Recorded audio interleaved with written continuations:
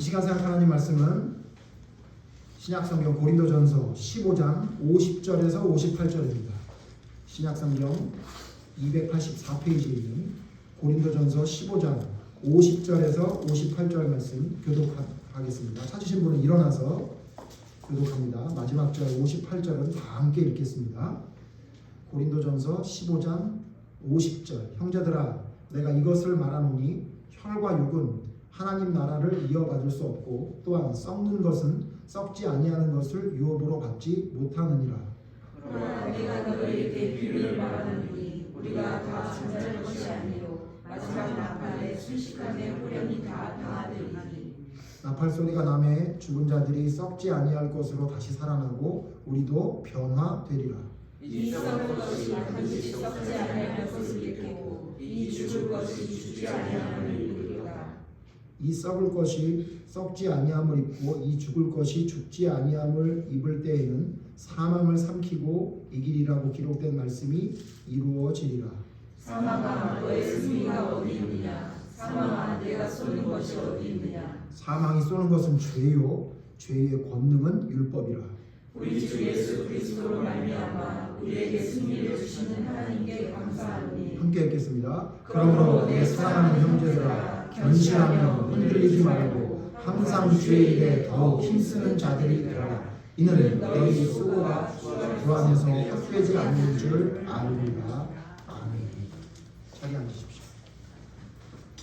이번 주일은 교회에서 정한 부활주일입니다. 그래서 우리가 그동안 생각해봤던 성령의 열매 맺는 믿음에 대해서 생각하던 거 잠시 멈추고 이번 주는 예수님의 부활에 대해서 생각해 보려고 합니다. 그런데 제가 제목을 뭐라고 잡았냐면요, 이긴 자 하겠습니다. 이긴 자.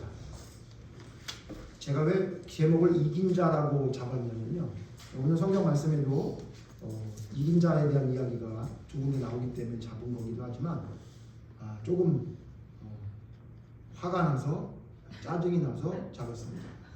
왜냐하면 요즘은 이긴 자 그러면 어느 그 모임에 있는 90이 넘은 할아버지를 이긴 자라고 자꾸 얘기한다고 해서 그걸 이야기하는 게 굉장히 좀 어색해지는 것 같아요. 심지어는 저도 이긴 자라고 하면 누가 이상하게 보지 않을까라는 생각이 문득 들더라고요. 이게 무슨 일이냐? 갑자기 화가 났습니다. 그래서 혹시라도 우리 유튜브를 보는 사람들이 혹시 있는데 신천지 사람들이 이긴 자 이거 혹시 우리 총회장님 말하는 거 아닌가라고 생각해서 한 번이라도 들어오게 하려고 일부러 이긴 자라고 이렇게 제목을 잡았습니다. 물론 안 들어올 거라고 생각을 하지만요. 여러분, 이긴 자 그러면 그분이 우리나라에서 태어나신 그 할아버지가 아니시죠.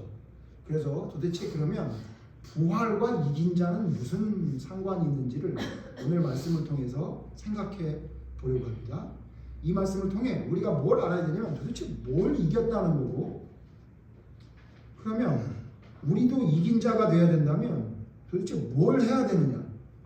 어떤 사람들은 어디 모여서 14만 4천이 돼야 된다 그러는데 그게 얼마나 성경적이지 않고 허무맹랑한 소리인지는 성경을 보면 금방 알 수 있거든요. 자, 그래서 오늘은 부활과 이긴 자가 도대체 무슨 상관이 있는지, 그리고 만약에 부활이 이긴 자를 이야기하는 거라면 그 이긴 자는 뭘 이겼으며 우리도 이겨야 된다고 성경을 통해 이야기하고 있는데 도대체 뭘 이겨야 되는지에 대해서 부활이라는 귀중한 하나님의 이 단어를 통해 말씀을 통해서 이긴 자, 뭘 이겨야 되고 뭘 이긴 것인지에 대해서 생각해 보려고 합니다.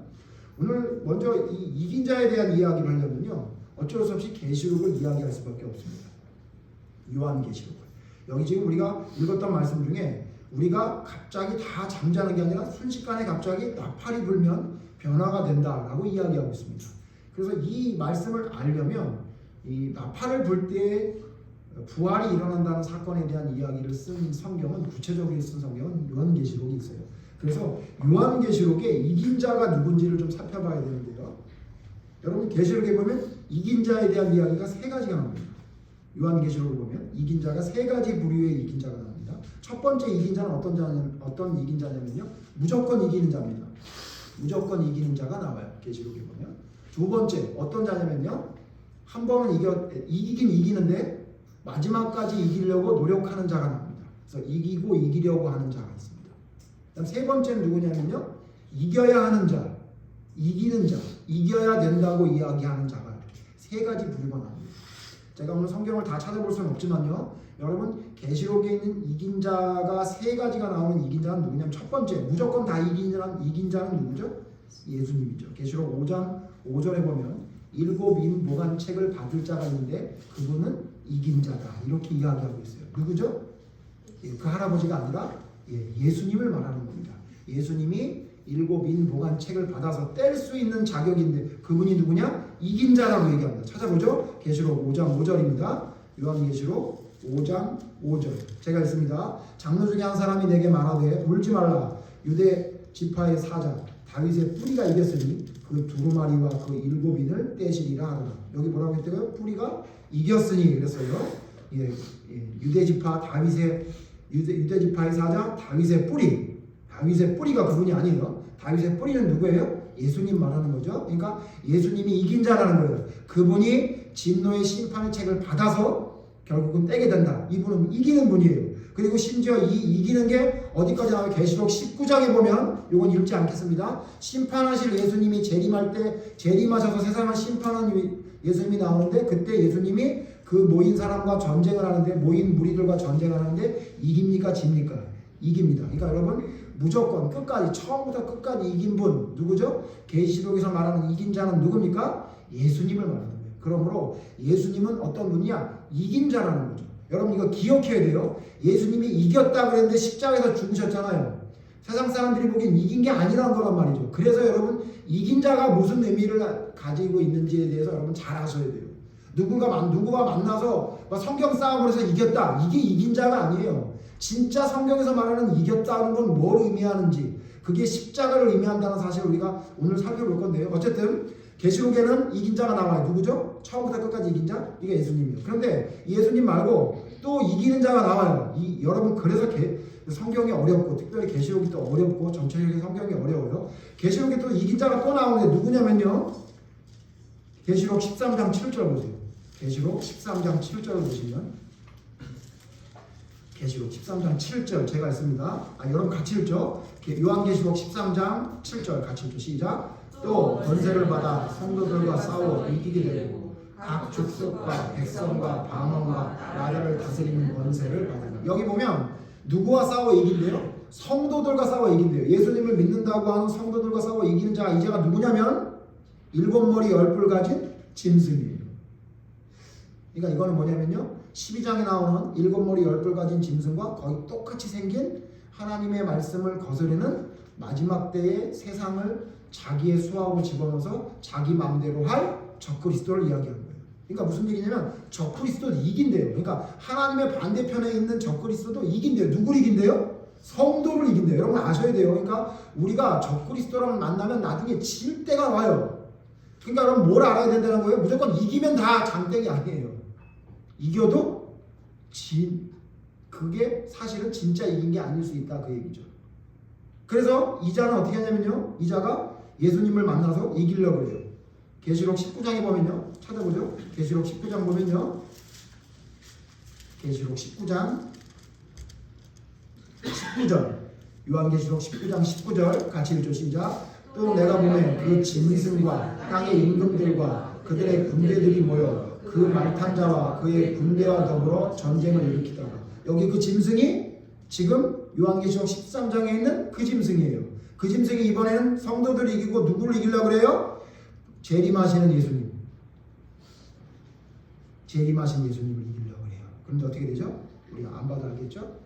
그냥 단번에 지죠. 그러니까 이 사람은 누구냐면요. 그래서 이 사람을 한마디로 표현한 성경이 요한계시록에 있는데 요한계시록 6장 2절에 보면 나와요. 요한계시록 6장 2절을 보세요. 같이 읽죠. 시작. 이에 내가 보니 흰 말이 있는데 그 탄자가 활을 가졌고 면류관을 받고 나가서 이기고 또 이기려고 하더라. 나아가서 이기고 또 이기려고 하더라. 이기고 여기 앞에 이기고는 뭐예요? 성도들과 싸워 이기고 그 다음 뭐예요? 뒤에는 예수님과 싸워서도 이기려고 해요. 그래서 이 흰말 탄자가 예수님이 아니라 이건 적그리스도를 얘기한 거예요. 사단의 세력을 얘기한 거예요. 사단이란 놈들이 적그리스도가 생겨나서 이 사단이 적그리스도를 이 땅에 보내셔서라고 그러네요. 보내서 그놈이 무슨 짓을 한대요? 성도들과 싸워서 이기고 그 다음 뭐예요? 재림하시는 예수님과 싸워서 이기려고 그래요. 근데 결국은 못 이긴다. 그 얘기가 요한계시록에 나오는 이야기입니다.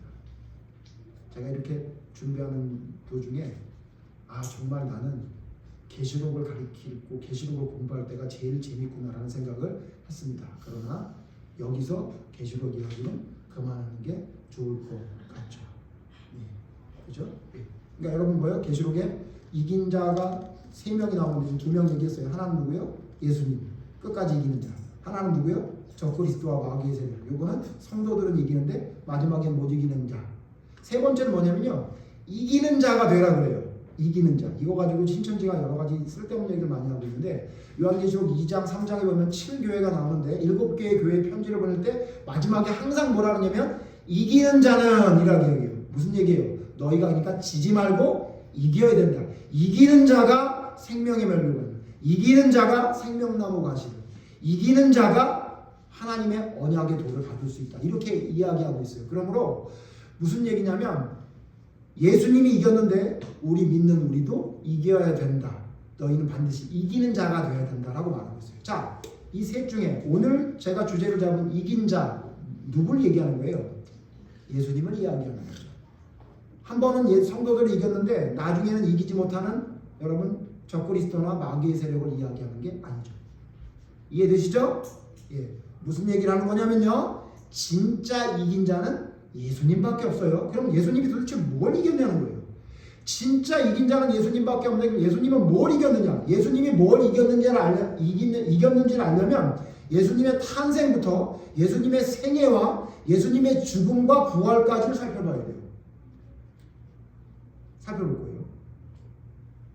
또 큰일 났다 그러지 마시고요. 도대체 무슨 얘기를 얼마나 오래 하시려고 이걸 다 살펴보려고 그러냐 그런지 모르겠는데 빠르게 살펴볼 거예요. 자 보세요. 예수님 어디서 태어나셨죠? 여러분 호적하러 올라가다가 있을 집이 없어가지고 저기 동물들이 머무는 헛간에 가가지고 거기서 동물들 먹이통해서 예수님이 태어나셨어요. 그렇죠? 그 다음에 여러분 예수님이 어떻게 사셨는지 아시죠? 그 다음에 여러분 어떻게 돌아가셨죠? 어디서 돌아가셨죠? 십자가에서 돌아가셨죠. 제가 생각해봤어요. 왜 꼭 이렇게 해야만 했을까? 왜? 아니 그냥 평범하게 태어나셔도 되잖아요.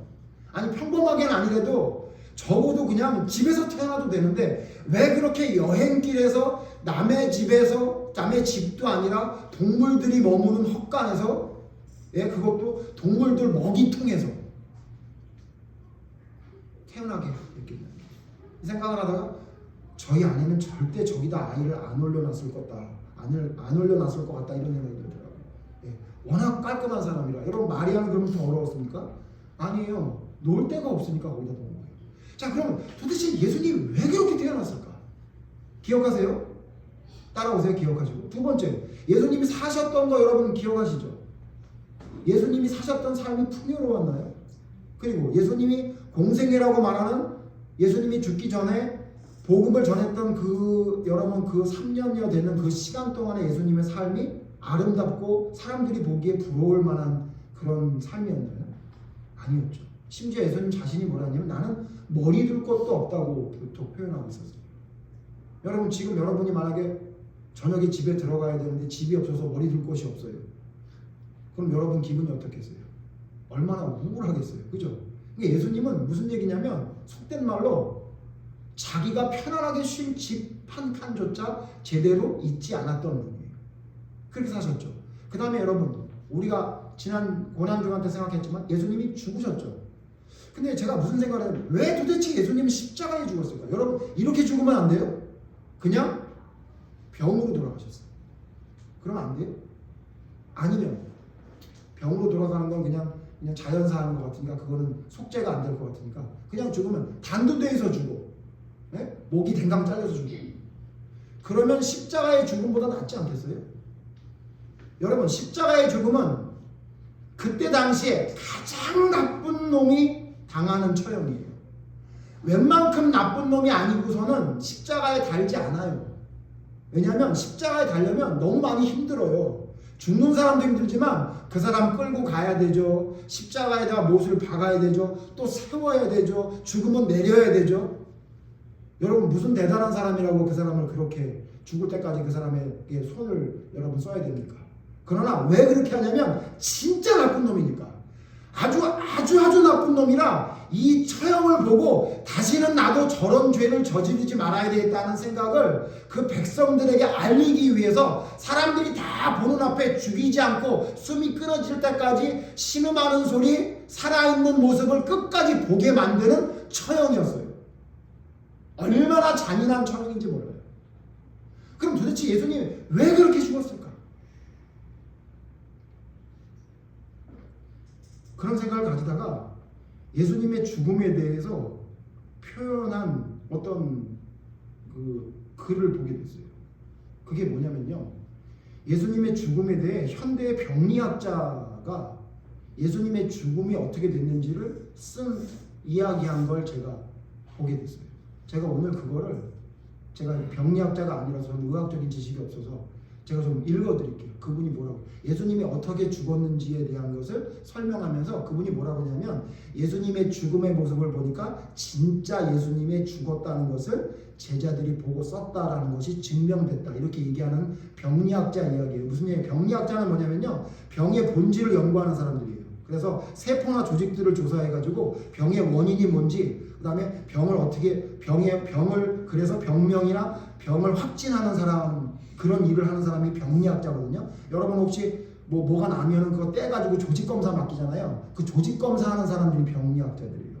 이게 진짜 암인지 암덩어리인지 아니면 그냥 혹인지 이런 걸 살펴보는 사람들. 이 병리학자가 그러니까 병의 원인이 뭐고 어떻게 해서 죽었는지에 대한 걸 어떤 병 때문에 어떻게 죽었는지를 정확하게 아는 사람이잖아요. 이 사람이 예수님의 십자가의 죽음에 대해서 이렇게 설명하고 있어요. 잘 들어보세요. 제가 이거를 읽다가 얼마나 울었는지 몰라요. 제가 그분이 쓴 걸 그대로 여러분 제가 좀 요약해서 제가 읽어드릴게 한번 여러분 들어보십시오. 예수님이 채찍질을 당했다고 이야기하는 것은 그 채찍은 우리가 생각하는 그냥 천조가리가 아니라는 거예요. 그 당시 로마의 형벌을 할 때의 채찍은 그 채찍에는 구슬이 달려 있었답니다. 그래서 무게가 굉장했고 사람을 한번 치면 멍이 들 정도가 아니라 잘못하면 계속 맞게 되면 뼈가 부러질 정도의 위력이 있는 채찍이었답니다. 그리고 그 채찍에는 또한 구슬만 있는 게 아니라 뼈 조각을 달아놔서 단순히 멍만 들게 하는 게 아니라 살에 박혀서 살이 찢어지게 되는 그런 고통이 있게 되는. 그래서 심지어는 그때 당시 기록들을 살펴보면 찢어지는 것뿐만 아니라 살이 벌어져서 갈비뼈가 드러나서 보일 때도 있었다. 그러니까 그냥 단순히 채찍으로 때리는 그런 게 아니라 굉장히 잔인했다는 거죠. 예수님이 돌아가시기 전에 십자가 지시기 전에 채찍질을 당하셨죠.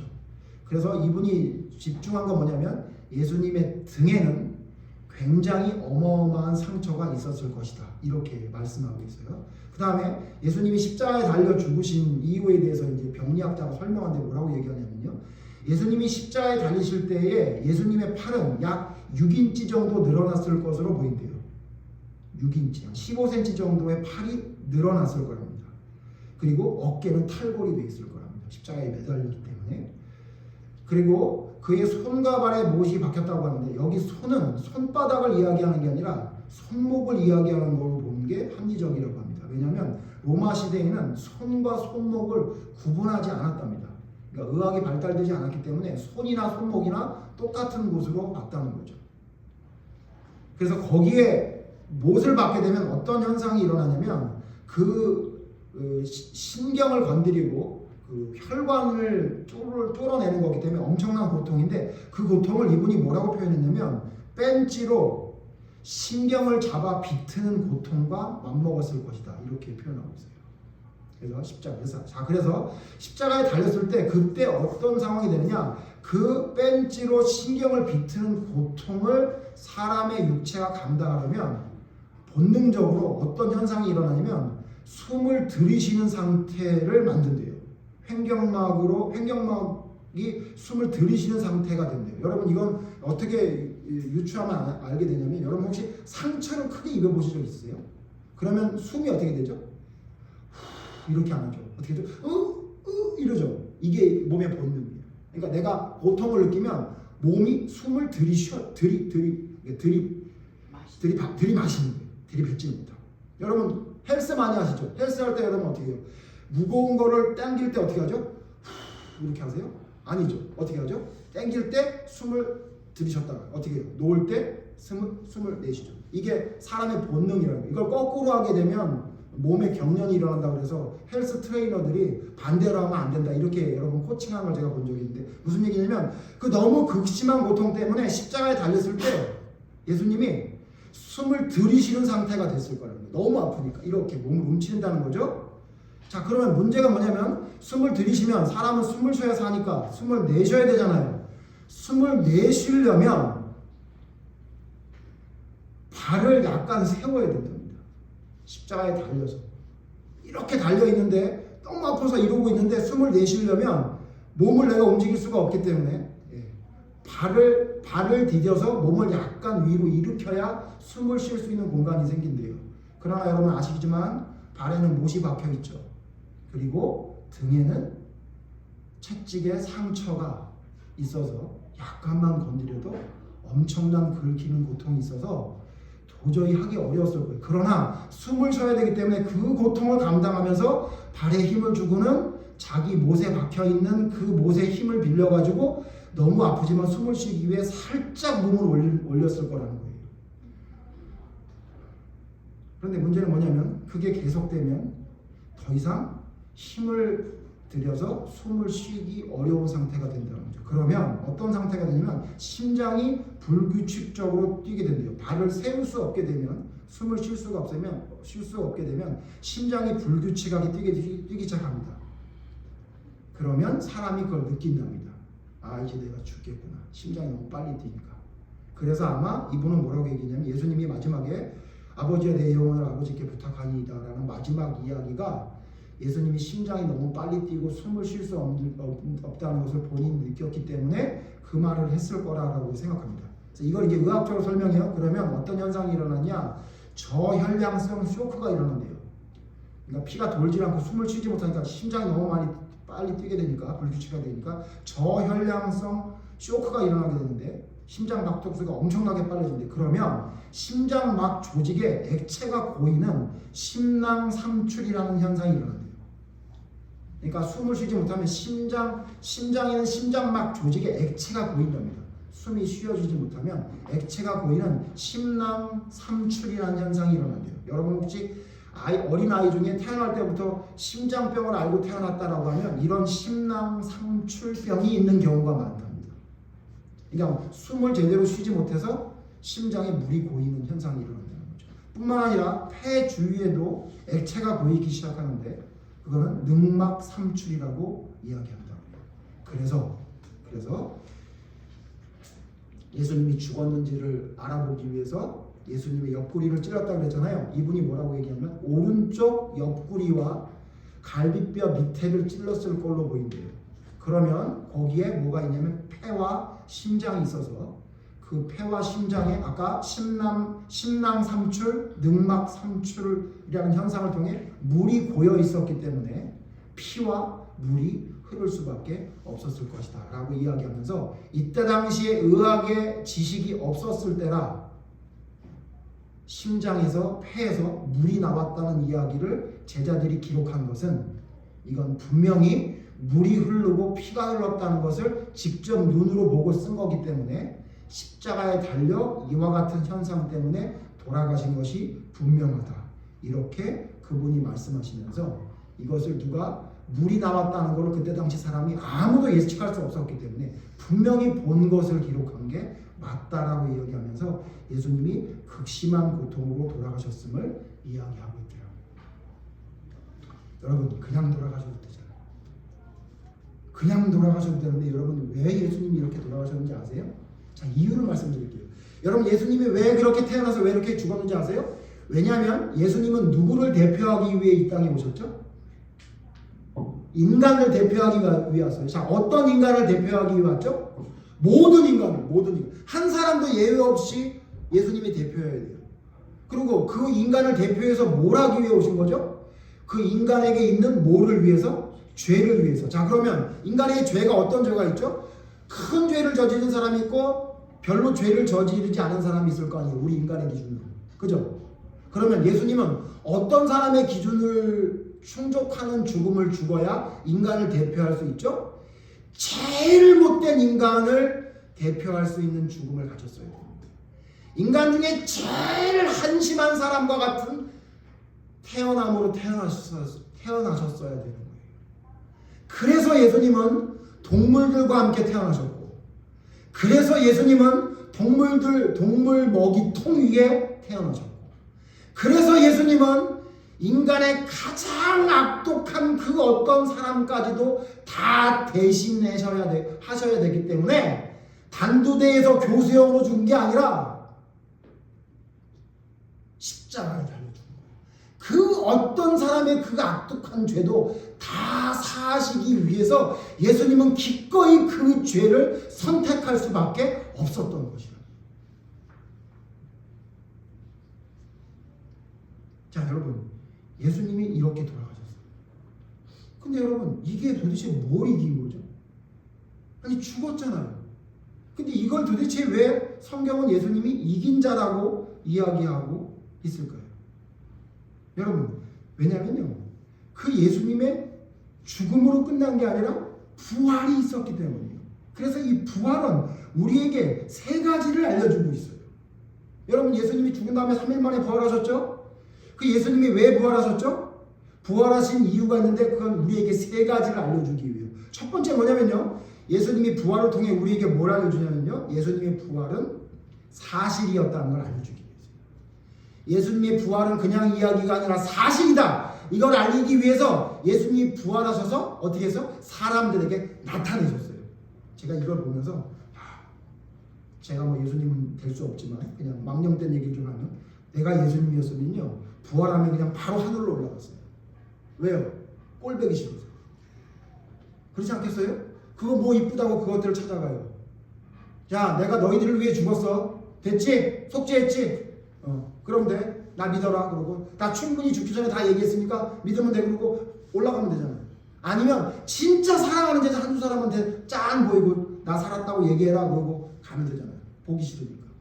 제가 이 얘기를 왜 하냐면요, 며칠 전에 TV에서 목사가 또 TV를 많이 본다고 뭐라고 하지 마세요. 전 TV 많이 안 보거든요. TV에 보니까 그 왜 문제아 고치는 프로그램 있잖아요. 금쪽이가. 거기 금쪽이가 딱 보고 있는데 갑자기 헐, 우리 아들인데? 이런 생각이 들어요. 그냥 바로 우리 아들이 하는 짓을 그대로 하고 있더라고요. 그래서 제가 어떤 생각이 들었냐면, 그런 생각 잘 안 하는데 옛날에 진짜 저 녀석하고 대화했던 얘기가 막 떠오르더라고요. 6살 때, 7살 때, 8살 때, 9살 때 막 생각이 들더라고요. 그래서 그걸 보다가 제가 무슨 생각이 들었냐면요, 보기 싫다, 이런 생각이 들더라고요. 저 프로그램이 보기 싫은 거예요. 왜냐하면 다시 그때로 돌아가자 그러면 저는 싫어요. 제가 물론 제 아내에게도 그 부분에 대해서는 칭찬받을 만큼 제 아들을 위해서 제가 참 열심으로 최선을 다했지만 또 돌아가라? 싫어요. 어때, 태서야? 한 해 더 공부하라 그러면 너 못하기 때문에. 그지? 그 심정은. 또 하고 싶지가 않은 거예요. 아주 그냥 보기가 싫은 거예요. 저 그 우는 거, 막 떼쓰는 거, 막 이러는 거, 막 보기가 싫어요. 막 진짜 막 진저리가 날 정도로 싫더라고요, 제가. 여러분, 군대 갔다 온 사람들 중에 군대를 아주 지긋지긋하게 다녀온 사람들은 자주 하는 얘기가 뭔지 알아요? 자기 군부대가 있던 쪽을 향해서는 오줌도 안 싼대요. 그런 얘기래요. 거기는 놀러도 안 간대요. 강원도 양양, 거기는 난 절대 안 간다는 거예요. 거기를 뭐하러 가냐는 거예요. 그런 얘기 하잖아요. 여러분, 예수님이 지긋지긋하지 않았을까요? 제자 중에 한 놈은 날 팔아먹고, 한 놈은 나를 맹세하고 저주하면서 모른다 그러고 다 도망가고, 나타나서 얘기했는데도 불구하고 또 숨어있고, 나타나서 또 얘기했는데 고기 잡으러 가고, 뭐 이거? 꼴 보기도 싫은 놈들 아니에요? 그러면 그냥 안 되나 보다 그러고 그냥 올라가시면 되는데, 예수님이 왜 부활하셔서 사람들에게 이렇게 나타나셔서 나 여기 살았어 이 얘기를 왜 하셨을까요? 여러분, 우리가 좀 전에 읽은 고린도서신에 있는 말씀에 보면 사도 바울이 뭐라고 얘기하냐면, 예수님이 누구에게 나타나는지를 1절부터 쭉 얘기해요. 500여 사람들에게 일시에 나타나고 그 중에 더러는 아직도 살아있다 얘기하면서 예수님이 살아서 우리를 만났다는 걸 얘기를 해요. 왜 그래요? 부활이 사실이라는 걸 알려주기 위해서 그래요. 진짜 사실이었다. 그냥 너희들 머릿속만 생각하는 게 아니라 부활은 진짜 사실이었다. 이걸 알려주기 위해서. 두 번째, 여러분, 왜 예수님이 부활하신 다음에 나타나셔서 우리에게 보여주는지 아세요? 두 번째 뭐냐면요, 예수님이 이겼다는 걸 알려주기 위해서. 만약에 예수님이 죽으신 다음에 부활했다는 것을 사람들에게 안 보였으면 에이, 죽고 끝났나 보다, 안타깝다, 좋은 사람이었네, 이러고 끝날지 모르니까 예수님이 알려주신 거예요. 나 살았어. 이긴 거야. 뭘 이겼다는 걸 뭘 알려준지 아세요? 내가 십자가에 달려 죽은 게 진 게 아니라 이긴 거야. 마귀, 너 깜짝 놀랐지? 너 나 죽이면 끝나는 줄 알았지? 근데 이놈아, 내가 사람들의 죄를 위해 죽어서 다시 살아났기 때문에 이제 율법이 아니라 이제 죽었다 살아난 날 믿으면 다 천국 가지로. 몰랐지? 이렇게 얘기하는 거예요. 그래서 여러분, 창세기에 뭐라 그래요? 네가 나를 상하게 했는데 너 어디를 상하게 했는지 알아? 발 뒤꿈치, 이놈아. 근데 나는 네 머리를 상하게 했지. 몰랐지, 이놈아? 부활하심을 통해 이걸 우리에게 알려준 거예요. 죽음은 진 게 아니라 이긴 거야. 그리고 살았지. 진짜 이겼지. 이걸 알려주신 거예요. 죽는 게 이겼다는 사실을. 그 다음에 여러분, 세 번째 우리에게 뭘 알려주신 건지 아세요? 우리도 이긴 자가 되게 한다는 걸 알려줘요. 오늘 성경 보세요. 오늘 성경 제가 지금 말씀드린 게 오늘 성경에 있죠? 고린도전서 15장 54절 보세요. 같이 읽죠? 15장 54절 시작. 이 썩을 것이 썩지 아니함을 입고 이 죽을 것이 죽지 아니함을 입을 때에는 사망을 삼키고 이기리라고 기록된 말씀이 이루어지리라. 예수님이 뭘 이겼대요? 사망을 삼키고 이겼대요. 예수님의 죽음이 사망을 삼켰다는 거예요.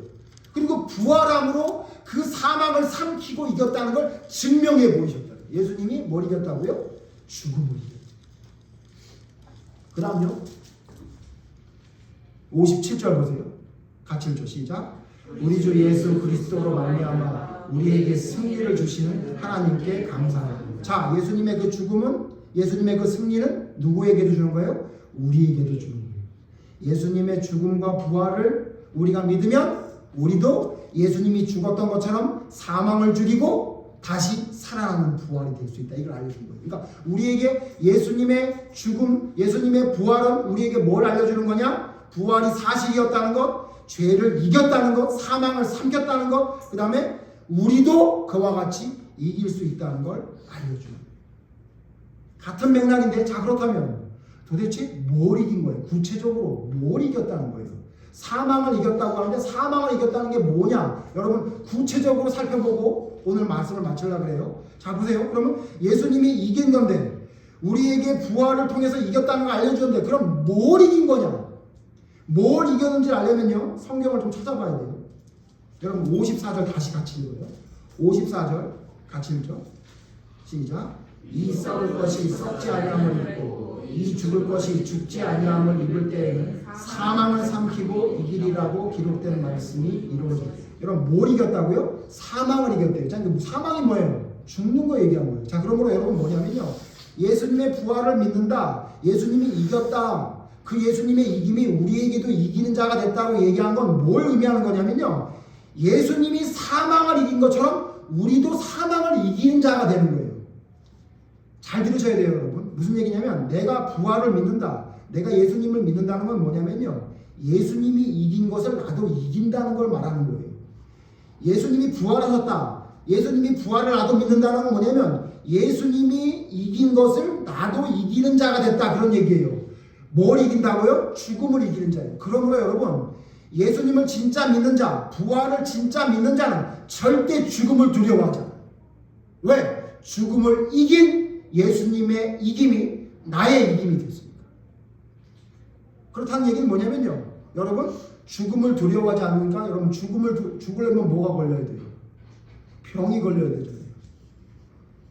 그러니까 여러분, 내가 진짜 예수님을 믿는 믿음, 부활을 믿는 믿음이 있는지 여러분 알려면 뭘 알면 되냐면요, 내가 병을 두려워하나? 내가 살면서 두려움을 갖고 사나? 내가 살면서 근심을 갖고 사나?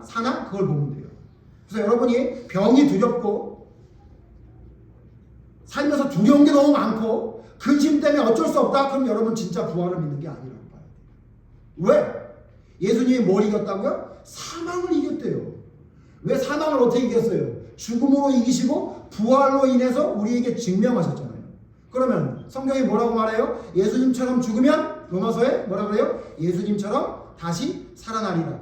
우리를 위해 예수님이 부활했다고 얘기했어요. 그러므로 여러분 진짜 부활을 믿는 믿음이라는 건 뭐예요? 절대로 사망을 두려워하지 않아요. 절대로 우리의 삶을 살면서 두려움이 나를 지배하지 못해요. 왜? 부활의 믿음이 나를 지배하고 있기 때문에 나에게 있는 두려움이 아무것도 아닌 게 돼버리는 거예요. 심지어 죽음, 병 아무것도 아니에요. 병에 걸렸다? 별로 두렵지 않아요. 왜? 부활하니까. 그렇잖아요. 여러분 두려운 일이 있어요. 별로 두려워하지 않아요. 왜? 부활할 거니까. 부활이 뭐죠? 리셋이에요. 리셋. 내가 이전에 어떻게 살았던지 그거 모두 다 어떻게 해요? 몽땅 다 없어지고 뭐예요? 완벽하게 새로운 천국의 삶을 살아가게 되는 게 부활이잖아요. 그러므로 여러분 진짜 부활을 믿는다면 우리의 삶에 뭐가 없어지냐면 두려움 없어져요. 병에 대한 두려움, 근심, 걱정 이게 사라져요. 그게 진짜 믿는 믿음이에요. 무엇을 이긴 거예요? 두려움, 병, 여러분 근심, 걱정을 이기는 거예요. 그게 진짜 성경에서 말하는 부활신앙이에요. 두 번째 여러분 오늘 성경 말씀 앞에 보면요. 뭘 이겼는지에 대한 걸 알 수 있는 성경 말씀이 있어요. 32절 보세요. 32절. 고린도전서 15장 32절. 같이 읽죠. 시작. 내가 싸웠다면 내게 무슨 일이 있으리요. 죽은 자가 다시 살아나지 못하다면 너희 죽을 일이 먹고 마시자 하니라. 사도 바울이 굉장히 성격이 지금으로 말하면 T 성격이죠. T. 네. 뭐라고 얘기하냐면요. 내가 너희한테 말하는데 만약에 우리가 부활이 없다 그러면 어떻게 하세요? 먹고 마시자. 내일 죽을 터이니 먹고 마시자. 야 먹고 마셔. 부활이 없는데 뭐하러 이렇게 살아? 먹고 마시자. 이렇게 얘기했어요. 자 그렇다면 이 말씀을 통해 우리가 알 수 있는 건 뭐예요? 부활을 믿지 않는 사람은 뭐 하면서 산다는 거예요? 먹고 마시면서 산다는 거예요. 그죠? 그래서 예수님 뭐라 그랬죠? 마태복음에 너희들이 먹고 마시고 입는 것 때문에 걱정하지 말래요. 무엇을 먹을까? 무엇을 입을까? 무엇을 마실까? 걱정하지 말래요. 왜? 이런 걱정은 누가 하는 걱정이래요? 이방 사람이 하는 걱정이 그랬잖아요. 그러니까 무슨 얘기냐면 내가 부활을 믿는다라고 하는 사람은 절대 뭐에 집중하지 않냐면요. 먹을 거, 마시는 거에 집중하지 않아요. 왜? 부활의 신앙을 가졌으니까. 그러니까 여러분 무슨 얘기냐? 부활의 믿음을 우리가 진짜 무엇을 이겼다는 건 예수님이 뭘 이겼다는 거냐고 성경을 통해 알 수 있는 건 뭐냐면요. 먹고 마시는 걸 이긴 거예요. 세상 사람들은 먹고 마시는 걸 위해 살아가는데 예수님은 그 먹고 마시는 걸 이겨버렸어요. 그래서 예수님의 이김을 따라가는 믿음의 사람은 뭘 이기는 거예요? 먹고 마시는 걸 이겨야 돼요. 그게 부활신앙이에요. 여러분 돌아보세요. 여러분이 먹고 마시는 걸 이깁니까? 먹고 마시는 거에 집니까? 그냥 여러분 그냥 아예 직설적으로 여러분 돈에 이깁니까? 집니까? 예? 여러분 쾌락에 이깁니까? 집니까? 여러분의 그 세속적인 쾌락과 여러분 돈에 못 이기면 그건 부활신앙 아니에요. 부활의 신앙은 뭐래요? 만약에 부활의 신앙이 없으면 사도 바울 어떻게 하겠대요? 오늘 마시고 내일 죽자는 거예요. 먹고 마시자. 그렇게 살재요. 그건 무슨 얘기예요? 부활의 신앙이 없는 사람은 어떻게 산다는 거예요? 먹고 마시는 거에 집중하며 살아간다는 거예요. 근데 여러분 우리는 어때요? 우리는 부활의 신앙을 가졌다고 하면서 먹고 마시는 거에 집중하는 거 아니에요? 그렇다고 먹고 마시는 거 아예 하지 말자는 얘기가 아니잖아요. 먹고 마시는 게 내 삶의 가장 우선순위에 있어요? 그럼 여러분 그건 부활신앙 아니에요. 착각하면 안 돼요. 여러분 하나님의 것과 세상의 것이 부딪힐 때 내가 하나님의 것을 먼저 선택하지 않으면 믿음이 아니라고 여러분 배우셨죠. 그렇게 알고 있죠. 부활의 신앙이 그런 거예요. 하나님의 것과 내 것이 부딪힐 때 하나님의 것을 먼저 선택할 수 없다? 그럼 그걸 왜 성경 어디에서 부활신앙이라고 말하고 있어요? 그러므로 여러분 뭘 이긴 거냐면요. 사망을 이긴 거예요. 그거 뭐라 그랬죠? 두려움, 죽음, 근심, 걱정, 병 이런 거 이길 수 있어야 돼요. 그게 부활의 신앙이에요. 그 다음 뭐라고요? 먹고 마시는 거. 돈 이런 거에 여러분 거기에 빠져 있으면 그거 부활 신앙이라고 할 수 없는 거예요. 왜? 먹고 마시고 죽재요. 부활이 없으면. 여러분 진짜 부활이 없으면 우리가 뭐로 이루겠어요? 먹고 마시는 거 신경 써야죠. 한 번뿐인 세상인데. 근데 우리는 이 세상이 다가 아니라고 믿어요. 죽으면 부활을 믿어요. 부활해서 영원히 천국에 산다고 믿어요. 그러면 먹고 마시는 거에 집중할 수 있습니까? 없습니까? 없죠. 사도 바울이 뭐라 그랬어요? 먹을 것이 있은즉 마실 것이 있은즉 어떻게 하라고요? 족한 줄 알아라. 이렇게 얘기했어요. 그게 믿음이에요. 많이 있든 적게 있든 내 앞에 있는 먹고 마시는 거 있는 거에 그냥 족하고 만족할 수 있는 믿음이 진짜 믿음이라 그 얘기죠. 세 번째 여러분 뭘 이겨야 되냐면요. 무엇을 이긴 거고 뭘 이겨야 되냐면요. 33절 보세요. 고린도전서 15장 33절 시작. 속지 말라. 악한 동물들 선한 행실을 더럽히라. 사도 바울은 지금 고린도 교회에 뭐라 하냐면 악한 동물들이 너희의 선한 행실을 더럽히게 된대요. 자, 이걸 통해 뭐라 할 수 있죠? 여러분 뭘 이겨야 되죠? 악한 행동들을 이겨야 돼요. 부활의 믿음을 가진 사람은 무슨 얘기냐면 악한 행동을 이기는 사람이에요. 선한 행실을 더럽히는 더러운 행동들을 안 하는 사람이라 그 얘기예요. 여러분 뭐라고 했냐면 속지 말래요. 사도 바울이 뭐라고 했냐면 너희들 부활이 없다는 사람 있어? 그 사람 말에 속지 마라. 너희가 만약에 부활이 없다 그러면 너희가 어떻게 되냐면 너희의 선한 행실을 더럽히게 된다 이렇게 얘기한 거예요. 그래서 뭐라 그래요? 깨어 의의를 행하고 죄를 짓지 말라 이렇게 얘기한 거예요. 자, 무슨 얘기냐면 부활의 믿음을 가지지 않으면 어떤 현상이 일어나냐면요. 나의 삶 속의 선한 행실이 점점 더러워져요. 다시 정리해 봅시다. 무슨 얘기예요? 여러분 뭘 이긴다는 얘기예요? 나의 삶에 있는 악한 행실들을 이겨내야 돼요. 뭐라고 얘기해요? 깨어 의의를 행해서 죄를 짓지 말아야 돼요. 그게 부활신앙이에요.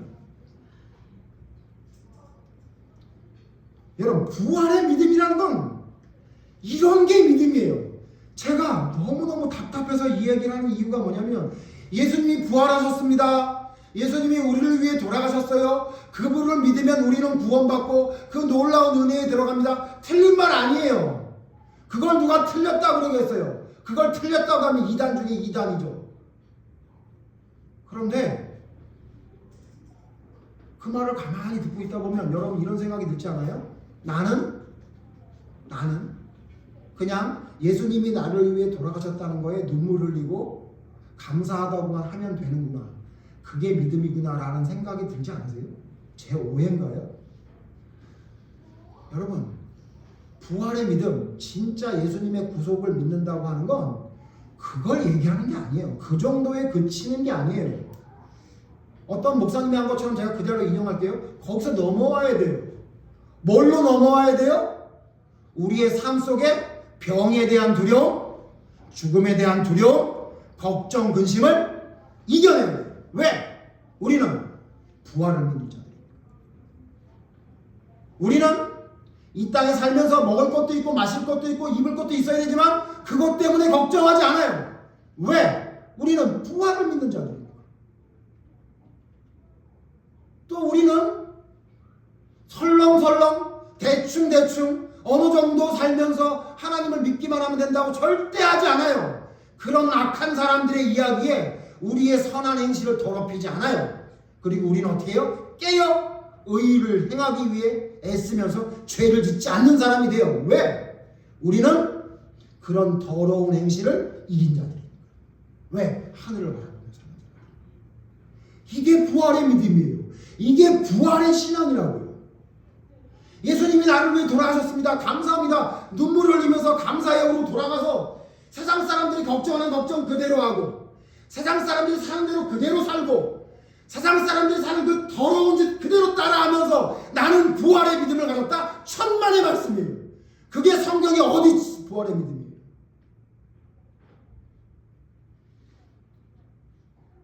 부활의 믿음은 이 세상의 것이 안 보인다고요.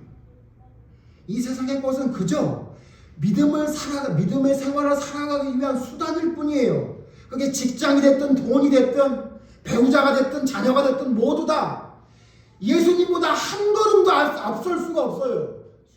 조금도 더 사랑할 수 없어요. 왜? 나보다 더 사랑하는 자는 결단코 합당하지 않다고 예수님 말씀하고 있기 때문에.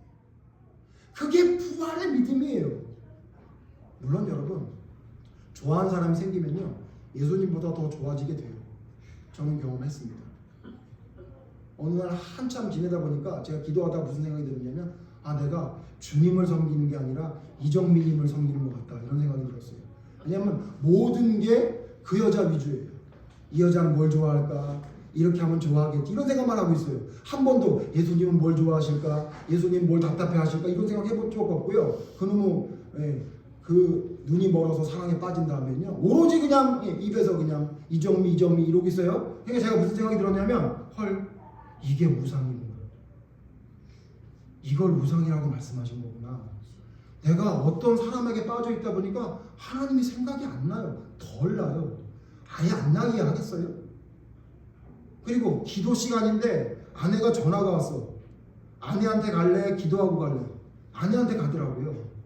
아주 그냥 무슨 좀비처럼 전화만 하면 지금 갈게 그러고서 게다가 뭐라냐면 참 내가 지금 기도하러 가고 있었는데 이러고 있더라고요. 그게 저의 모습이라는 걸 깨닫게 됐어요.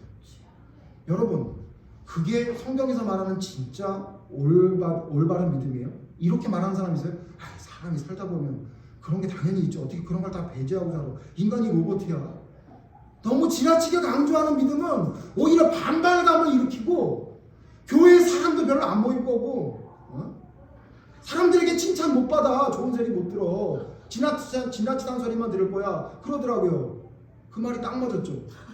여러분 보세요. 딱 맞잖아. 성경이 그렇게 말하냐고요. 성경이 그렇게 말하고 있습니까? 여러분 예수님의 죽음과 예수님의 부활이 우리에게 그런 의미예요. 나를 대신해 돌아갔으니까 감사합니다. 그런데 나는 좀 모자라도 예수님의 뒤를 천천히 따라갈 테니 용서해 주실 거죠. 이게 여러분 믿음이라고 여러분 정말 생각하고 있다면 이렇게 허접하고 이렇게 한심하고 이렇게 유치원에서 1 더하기 1을 가르쳐주는 것 같은 기초적인 이야기만 이야기하면서 이게 복음의 전부인 것처럼 얘기한다면 여러분 큰일 난 겁니다.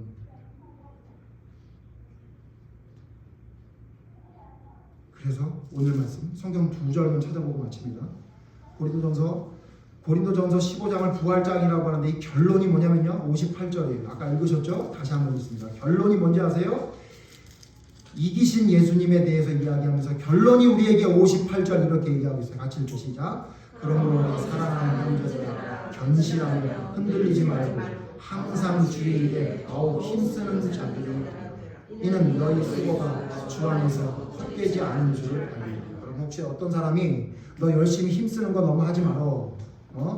그거 헛된 일이야. 예수님이 돌아가셨는데 뭘 이렇게 열심히 하려고 그래. 그런 얘기하면 15장 58절을 그분 앞에 들이밀어서 이거 좀 해석해달라 그러세요.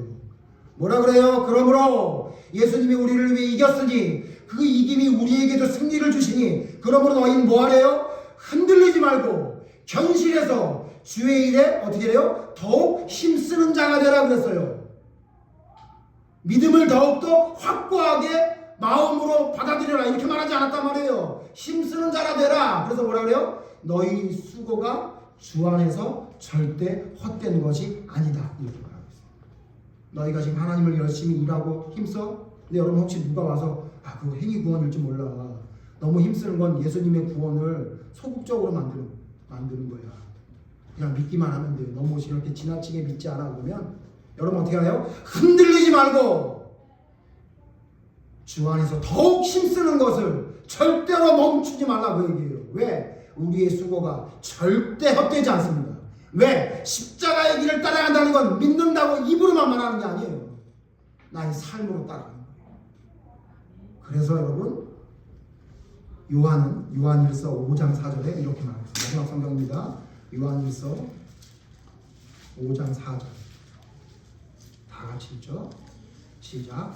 무릇 하나님께로부터 나는 자마다 세상을 이기느니라. 세상을 이기는 승리는 이것이니 우리의 믿음이다. 여러분 믿음이 있습니까?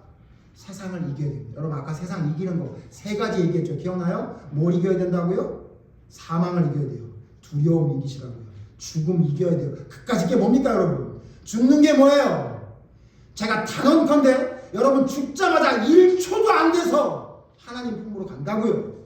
두려울 게 아무것도 없어요. 십자가에서 죽든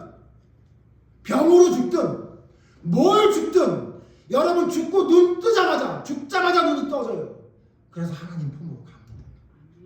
그런 여러분 부활의 믿음을 가진 자가 왜 두려움이 여러분을 지배하게 내버려 둡니까?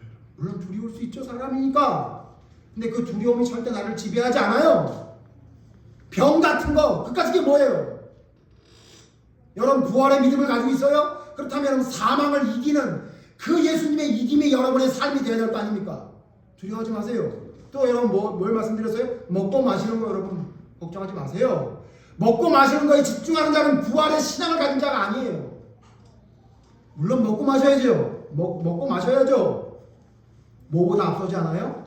그의 나라와 그의 의를 구하는 것보다 절대 앞서지 않아요. 그렇다고 오해하셔가지고 목사님이 먹고 마시는 거 입는 거 생각하지 말라고 했으니까 옷은 남이 입던 거나 부잣집에 가서 사서 입고 먹는 거는 혹시 남는 거 없어요? 그래가지고 식당에서 막 남는 거 먹자 그런 말씀 드리는 게 아니잖아요. 아시죠? 이 말씀 이해 못합니까? 어떻게 하자는 거예요? 여러분 먹기 위해 살기 위해 열심히 노력해야죠. 그러나 그 삶 가운데 하나님의 것과 나의 먹고 사는 것이 부딪힐 때 우리는 뭐에 먼저 손을 내미는 자예요? 당연하게 여러분 손을 내미는 자. 태준이한테 미안하지만 태준이가 힘든 일이 생겼어요. 지난번에도 말했지만 목사님 저 힘든 일이 있는데 와주실 수 있어요? 라고 말하면 제 마음속은 정말 안타까워요. 오죽 안타까우면 얘가 나한테 전화를 했을까? 그렇게 말하지만 저는 뭐라고 대답을 한다고요? 태준아 아빠 엄마한테 전화해봤니? 이렇게 말한다고요. 왜 그래요? 제가 그만큼 사랑하진 않아요. 그렇죠? 여러분 누군가를 사랑한다는 건 뭐예요? 제일 최우선이 되는 걸 얘기해요. 그런데 제 딸이 만약에 전화가 왔어요. 가게고 뭐고 문도 안 잠그고 좀 뛰어나와요. 예? 그래서 제가 조심하고 있어요. 보이스피싱이 딸을 데리고 있다 그럼 제가 또 갑자기 머리가 돌아가지고 막 나갈까봐 걱정하고 있어요. 왜냐면 걱정이 없는 것은 제 통장에 잔고가 없어서 걱정을 안 하고 있습니다. 그런 걱정 안 하는 거예요. 그죠? 여러분 우리의 믿음은 뭐예요? 그런 믿음으로 가는 거예요. 그런 믿음으로. 그다음 세 번째, 뭐를 여러분 이긴다고요? 우리가 뭐 이긴다고? 우리 삶의 행동 중에 하나님 앞에 올바르지 않은 행동을 절대로 우리는 그냥 놔두지 않아요.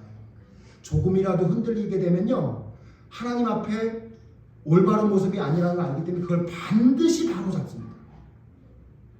그게 뭐라고요? 세상을 이기는 믿음이에요. 여러분 우리 이겨야 됩니다. 이기는 믿음이라는 건 예수님이 이겼으니까 우리도 이길 거야가 아니라 우리의 삶으로 이기는 걸 보여주는 겁니다. 두려움 이겨내고 죽음 같은 것까지 거 아무것도 아니라고 이겨내고 먹는 거 입는 거 그거 아무것도 아니라고 이겨내고. 그래서 사도 바울이 뭐라고 그랬어요? 나는 어떠한 상황에도 감사하고 만족할 수 있는 일체의 비밀을 진리인 복음을 통해 배웠다고 말하고 있잖아요. 그게 부활을 진짜 믿은 사람의 믿음입니다. 너무 오래 설교하죠. 미안해요. 그러나 여러분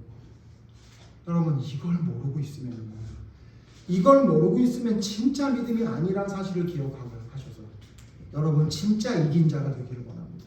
진짜 이기는 자. 그냥 입으로만 이긴 자 혹은 예수님이 이겼으니까 감사해요 나는 지지만 이렇게 말하는 자가 아니라 그 이긴 길을 내가 따라가겠습니다. 지금은 미약하지만 지금은 쓰러지지만 하나님 지켜봐 주십시오. 제가 다시 일어나서 반드시 그 이기는 십자가의 길을 걸어가겠습니다.